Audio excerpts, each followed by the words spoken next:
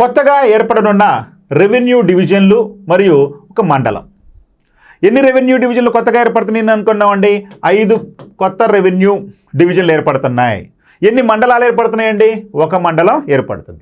మరి ఆ రెవెన్యూ డివిజన్లు ఏంటండి అంటే అనకాపల్లి జిల్లాలో ఉన్నటువంటి నక్కపల్లి, అంటే అనకాపల్లి జిల్లాలో నక్కపల్లి అనేది కొత్తగా ఏర్పడనున్నటువంటి, అంటే నక్కపల్లి ప్రాంతం అనేది కొత్తగా ఏర్పడనున్నటువంటి రెవెన్యూ డివిజన్.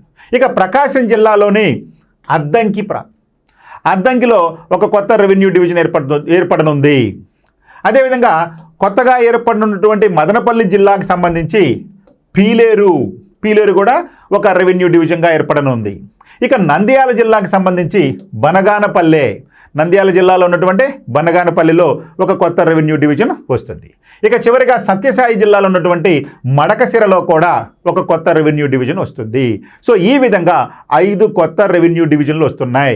ఈ 5 కొత్త రెవెన్యూ డివిజన్లు రావడంతో మన రాష్ట్రంలో రెవెన్యూ డివిజన్ల సంఖ్య ఎంతకు పెరిగిందయ్యా అంటే 82కి పెరిగింది. సో చూడండి ఏంటంటే కొత్తగా ఏర్పడబోయేటటువంటి రెవెన్యూ డివిజన్లు అంటే అనకాపల్లి జిల్లాలోని నక్కపల్లి, ప్రకాశం జిల్లాలోని అద్దంకి, అదేవిధంగా మదనపల్లి జిల్లాలోని పీలేరు, నంద్యాల జిల్లాలోని బనగానపల్లె, సత్యసాయి జిల్లాలోని మడకశిర ప్రాంతాలు కొత్తగా ఏర్పడినటువంటి రెవెన్యూ డివిజన్లు.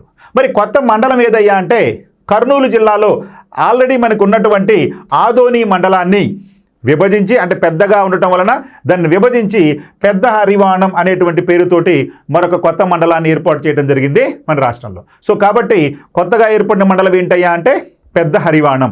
అది ఏ మండలంలో నుంచి భాగంగా తీశారయ్యా అంటే కర్నూలు జిల్లాలోనే ఆదోని మండలాన్ని విభజించి ఈ పెద్ద హరివాణం మండలం ఏర్పాటు చేయడం జరిగింది. ఇక్కడ చూడండి కొత్తగా ఏర్పడినటువంటి 3 జిల్లాలు తీసుకుంటే మనకి రంపచోడవరం ప్రధాన కేంద్రంగా ఏర్పడినటువంటి ఈ యొక్క పోలవరం జిల్లాలో ఉన్నటువంటి చింటూరు మరియు రంపచోడవరం రెవెన్యూ డివిజన్లు.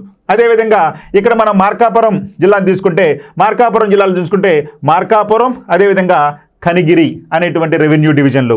అదేవిధంగా మనకి మదనపల్లి జిల్లాను తీసుకుంటే మదనపల్లి జిల్లాలో తీసుకుంటే కనుక మదనపల్లి అదేవిధంగా పీలేరు రెవెన్యూ డివిజన్లు. సో ఈ విధంగా మనకి 3 జిల్లాలు, ఆ జిల్లాలకు సంబంధించినటువంటి రెవెన్యూ డివిజన్లు కూడా ఉన్నాయి. ఇప్పుడు మనం ఒక్కొక్క జిల్లాకు సంబంధించి ఆ 3 జిల్లాల్లో ఉన్నటువంటి పూర్తి వివరాలు ఏంటో చూద్దాం.